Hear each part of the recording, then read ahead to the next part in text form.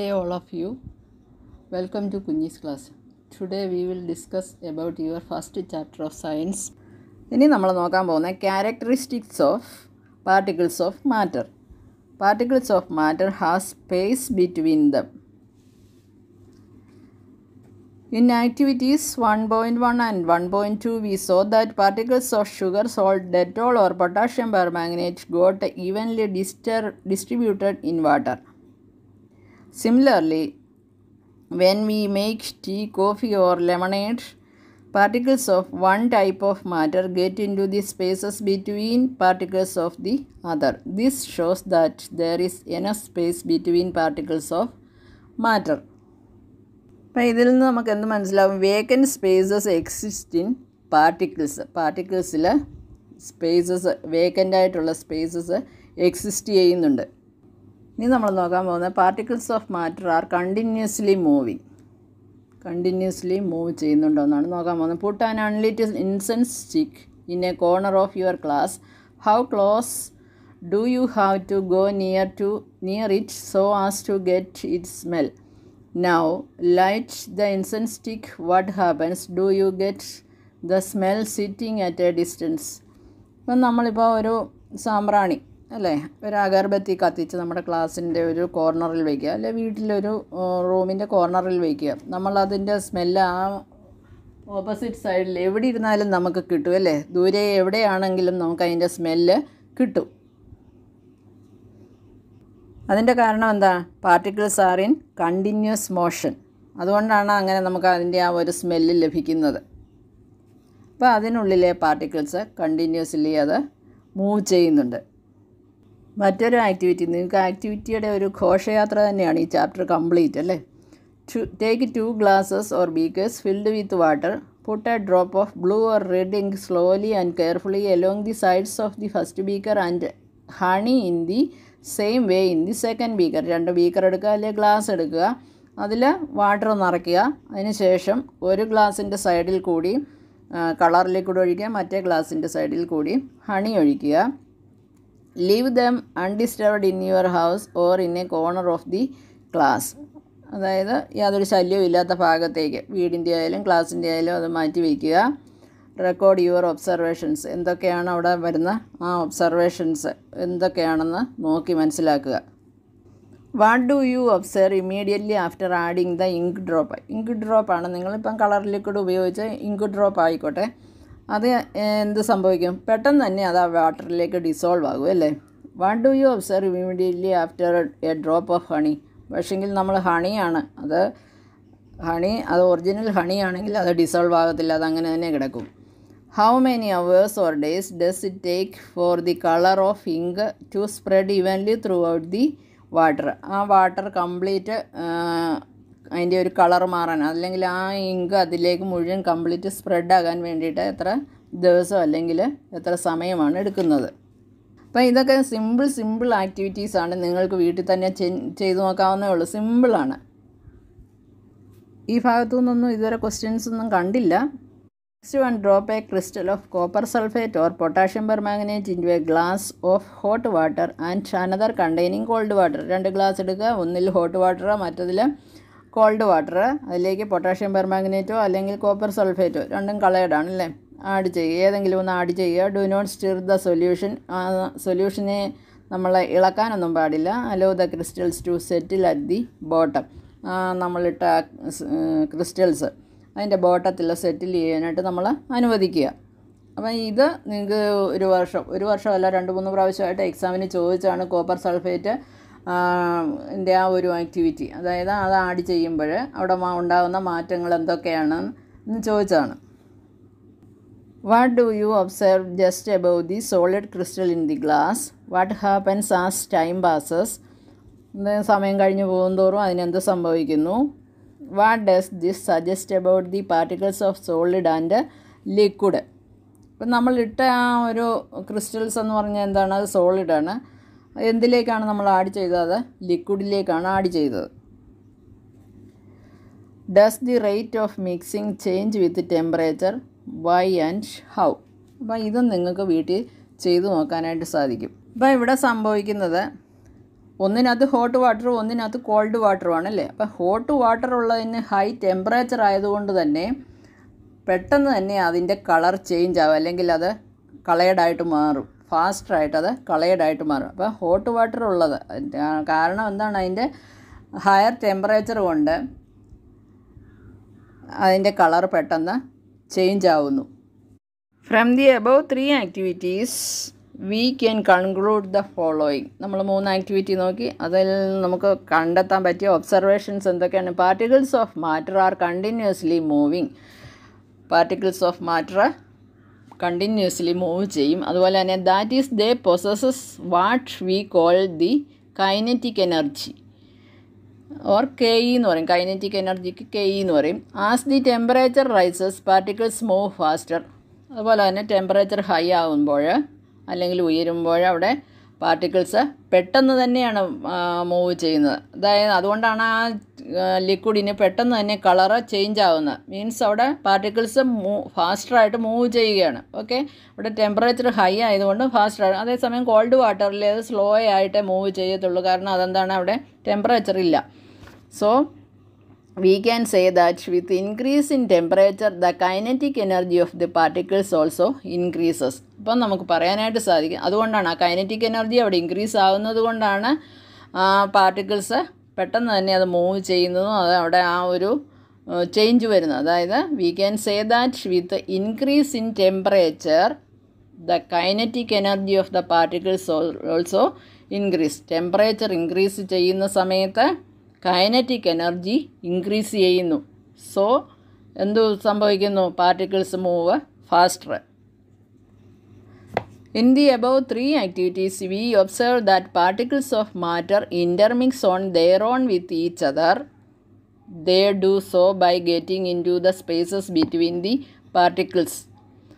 This intermixing of particles of 2 different types of matter on their own is called diffusion. അപ്പം what is diffusion ചോദിക്കാം. What is diffusion? Diffusion is the phenomenon in which particles of 2 or more substances intermix on their own. 2 അതിലധികമോ substances intermix ചെയ്യുന്നതിനെയാണ് നമ്മളെന്ത് പറയുന്നത്, diffusion എന്ന് പറയുന്നത്. So diffusion is the phenomenon in which particles of 2 or more substances intermix on their own. ഇനി നമ്മൾ നോക്കാൻ പോകുന്ന particles of matter attract each other. Attract ചെയ്യും എന്നുള്ള അതൊരു ഗെയിമാണ് പറഞ്ഞിരിക്കുന്നത്. ജസ്റ്റ് ഒന്ന് നോക്കുക. Next activity, take an iron nail, a piece of chalk and a rubber band. ഇപ്പോൾ ഒരു അയൺ നെയിൽ എടുക്കുക, അതുപോലെ തന്നെ എ പീസ് ഓഫ് ചോക്ക്, അതുപോലെ ഒരു rubber band. Try breaking them by hammering, cutting or stretching. ഏതെങ്കിലും രീതിയിൽ അതിനെ ബ്രേക്ക് ചെയ്യാനായിട്ട് നോക്കുക. In which of the above 3 substances do you think the particles are held together with greater force? ഇവിടെ എവിടെയാണ് നമുക്ക് ഏറ്റവും കൂടുതൽ ഫോഴ്സ് അപ്ലൈ ചെയ്യേണ്ടി വരുന്നതെന്ന് നമുക്ക് മനസ്സിലാവും അല്ലേ. Next activity, open a water tap, try breaking the stream of water with your fingers. അതായത് ഒരു വാട്ടർ ടാപ്പ് തുറന്ന് വിട്ടിട്ട് അതിൻ്റെ ആ വെള്ളത്തിൻ്റെ ഒഴുക്കിനെ നമ്മൾ ഫിംഗേഴ്സ് കൊണ്ട് തടയാനായിട്ട്, മീൻസ് കട്ട് ചെയ്യാനായിട്ട് നോക്കുക. Were you able to cut the stream of water? What would be the reason behind the stream of water remaining together? നമുക്കത് സാധിക്കില്ല. കാരണം എന്താണ്, the above 3 activities and suggest that particles of matter have force acting between them. ആ matter of particles തമ്മിൽ ഒരു force act ചെയ്യുന്നുണ്ട്. അതുകൊണ്ടാണ് നമുക്കവിടെ അങ്ങനെ ആ ഒരു വാട്ടർ ടാപ്പിലെ ആ സ്ട്രീം ഓഫ് വാട്ടറിനെ നമുക്ക് കട്ട് ചെയ്യാനായിട്ട് സാധിക്കാതെ. This force keeps the particles together. The strength of this force of attraction varies from one kind of matter to another. ഇവിടെ ഒരു ക്വസ്റ്റ്യൻ ഉണ്ട്, list any 4 characteristics of particles of matter. ഞാൻ ഈ question എന്ന് പറയുന്നത് text ബുക്കിൽ ഇല്ല, അതല്ല എങ്കിൽ ഞാൻ പറയുന്നതെല്ലാം CBSE പ്രീവിയസ് ഇയേഴ്സിൽ ചോദിച്ചിട്ടുള്ള ക്വസ്റ്റ്യൻസാണ് ഞാൻ പറയുന്നത്. അപ്പം list any 4 characteristics of particles of matter. ഏതെങ്കിലും 4 പറയുക. അതിൻ്റെ ഇപ്പം മാർക്കിനനുസരിച്ചാണ്, ചിലപ്പോൾ 5 മാർക്കിൻ്റെ ക്വസ്റ്റ്യൻ ആണെങ്കിൽ അതിനനുസരിച്ച് നിങ്ങൾ എക്സാമ്പിളും കൂടി കൊടുക്കണം. കാരണം ഇവിടെ ഓരോ ഓരോ ആക്ടിവിറ്റി ഓരോ എക്സാമ്പിളായിട്ട് നമുക്ക് കണക്കാക്കാം. അപ്പോൾ അത് അങ്ങനെയും കൂടി കൊടുക്കുക. ഇപ്പം മാർക്കിനനുസരിച്ചിട്ട് ഇപ്പം 2 മാർക്കിൻ്റെയൊക്കെ ആണെങ്കിൽ ജസ്റ്റ് ആ 4 ക്യാരക്ടറിസ്റ്റിക്സ് എന്തൊക്കെയാണെന്ന് ഒന്ന് മെൻഷൻ ചെയ്താൽ മാത്രം മതി. അതല്ല 5 മാർക്കിൻ്റെ ആണെങ്കിൽ അതിനനുസരിച്ച് എക്സാമ്പിളും കൂടി കൊടുക്കുക. അപ്പോൾ എന്തൊക്കെയായിരുന്നു characteristics? Particles of matter have space between them, അതായിരുന്നു നമ്മൾ ഫസ്റ്റ് കണ്ടത്. അതിൻ്റെ ഒരു എക്സ്പെരിമെൻറ്റ് നമ്മൾ കണ്ടായിരുന്നു. Then particles of matter are continuously moving, that is they possess kinetic energy. Third one, particles of matter attract each other. അതുകൊണ്ടാണ് ആ stream of, അതായത് ടാപ്പ് തുറന്നു വിടുമ്പോൾ ആ വാട്ടറിനെ നമുക്ക് ബ്രേക്ക് ചെയ്യാനായിട്ട് കഴിയാതെ വരുന്നത്. അതുകൊണ്ടാണ് particles of matter attract each other. Then particles of matter have mass. ഇനി ഇവിടെ കുറച്ച് ക്വസ്റ്റ്യൻസ് തന്നിട്ടുണ്ട്, അതും കൂടി നമുക്ക് നോക്കാം. Which of the following are matter? താഴെ തന്നിരിക്കുന്നതിൽ ഏതൊക്കെയാണ് മാറ്റർ? നമുക്കറിയാം മാറ്റർ എന്താണെന്നറിയാമല്ലേ. അതിന് സ്പേസ് വേണം, അതുപോലെ അതിന് മാസും ഉണ്ടായിരിക്കും അല്ലേ. അപ്പം അങ്ങനെയുള്ളതാണ് മാറ്റർ എന്ന് പറയുന്നത്. അപ്പം നമുക്ക് താഴെ തന്നിരിക്കുന്ന ഏതൊക്കെയാണ്? Chair, air, love, smell, hate, almonds, thoughts, cold, cold drink, smell of perfume. ഈ തന്നിരിക്കുന്നതിൽ ഏതൊക്കെയാണ് മാറ്റർ എന്നാണ് ചോദിച്ചിരിക്കുന്നത്. നമുക്ക് കാണുമ്പോൾ തന്നെ മനസ്സിലാവും അല്ലേ. കുറേയൊക്കെ എന്താണ് നമ്മുടെ ഫീലിങ്സാണ്. അപ്പോൾ ഇപ്പോൾ ലവ്, ഹെയ്റ്റ് അതൊക്കെ എന്താണ് നമ്മുടെ ഫീലിങ്സാണ് അല്ലേ, ഇമോഷൻസാണ് അല്ലേ. അതൊന്നും എന്താണ് ഒരു മാറ്ററല്ല, അത് നമ്മളിലുള്ള വൈകാരികതയാണ്. അപ്പോൾ അതൊരു മാറ്ററല്ല. ബാക്കിയുള്ളതൊക്കെ എന്താവും? മാറ്ററാകും അല്ലേ. സോ ചോക്ക്, അതുപോലെ തന്നെ ആൽമണ്ട് എന്ന് പറയുന്നതൊക്കെ എന്താണ്? സോളിഡ് സ്റ്റേറ്റിലുള്ള മാറ്ററാണ്. ഓക്കെ, നമ്മളോട് സ്റ്റേറ്റ് ഏതാണെന്ന് തിരിയാൻ പറഞ്ഞിട്ടില്ല. അങ്ങനെയുണ്ടെങ്കിൽ അങ്ങനെയും കൂടെ ചോദിക്കുകയാണെങ്കിൽ അങ്ങനെ തിരിക്കണം. കാരണം ഇവിടെ ലിക്വിഡ് സ്റ്റേറ്റിലുള്ളതുകൊണ്ട്, അതുപോലെ തന്നെ ഗേഷ്യസ് സ്റ്റേറ്റിലുള്ളതുണ്ട്. അപ്പോൾ നമ്മൾ അങ്ങനെ തരം തിരിക്കാൻ പറഞ്ഞാൽ അങ്ങനെ ചെയ്യണം. ഇവിടെ അങ്ങനെ പറഞ്ഞിട്ടില്ല. അപ്പോൾ മാറ്റർ ഏതാണെന്ന് മാത്രം നിങ്ങൾ പറഞ്ഞാൽ മതി. ചെയർ, ആൽമണ്ട്, കോൾഡ് ഡ്രിങ്ക് ഒക്കെ എന്താണ്? അല്ലെങ്കിൽ സ്മെൽ ഓഫ് പെർഫ്യൂം, ഇതെല്ലാം എന്താണ്? മാറ്ററാണ് അല്ലേ. സ്മെൽ ഓഫ് പെർഫ്യൂം എന്ന് പറയുന്നത് എന്താണ്? ഗേഷ്യസ് സ്റ്റേറ്റിലുള്ള ഒരു മാറ്ററാണ്. അതുപോലെ കോൾഡ് ഡ്രിങ്ക് എന്ന് പറയുന്നത് ലിക്വിഡ് സ്റ്റേറ്റിലുള്ളതാണ്. Next question, give reasons for the following observation. The smell of hot sizzling food reaches you several meters away, but to get the smell from cold food you have to go close. നമുക്കറിയാം അല്ലേ, ആഹാരം പാചകം ചെയ്യുന്ന സമയത്ത് നന്നായിട്ട് അത് ചൂടായി കഴിയുമ്പോഴത്തേക്ക് അതിൻ്റെ ആ ഒരു സ്മെല്ലെന്ന് പറയുന്ന ആ പ്രദേശങ്ങളിലെല്ലാം അങ്ങ് വ്യാപിക്കും അല്ലേ. ബട്ട് അത് തണുത്തിരിക്കുന്ന സമയത്ത് അതുപോലെ ഒരു സ്മെല്ലുണ്ടാകുന്നില്ല. അതിൻ്റെ കാരണം എന്താണ്? Solid diffuse A very slow rate, അല്ലെങ്കിൽ നമുക്ക് പറയാം if the temperature of the solid is increased then the rate of diffusion of the solid particles into air increases. This is due to the increase in the kinetic energy of particles.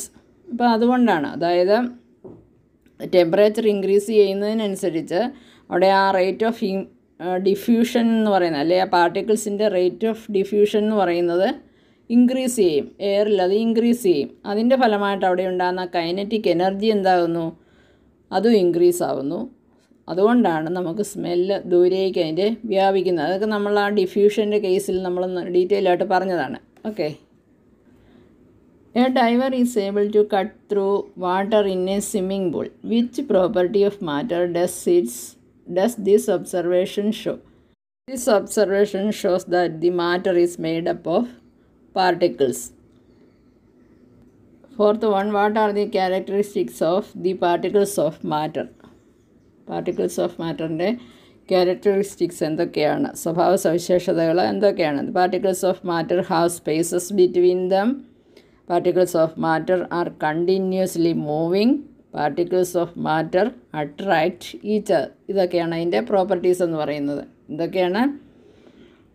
Particles of matter have spaces between them, are continuously moving, attract each other. ഇതോടുകൂടി ഇന്നത്തെ portion wind up ചെയ്യുകയാണ്.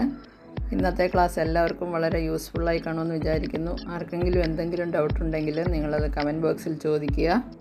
Okay, അതുപോലെ നമ്മുടെ channel ഇതുവരെ subscribe ചെയ്യാത്തവർ subscribe ചെയ്യുക, like ചെയ്യുക, share ചെയ്യുക. Thank you.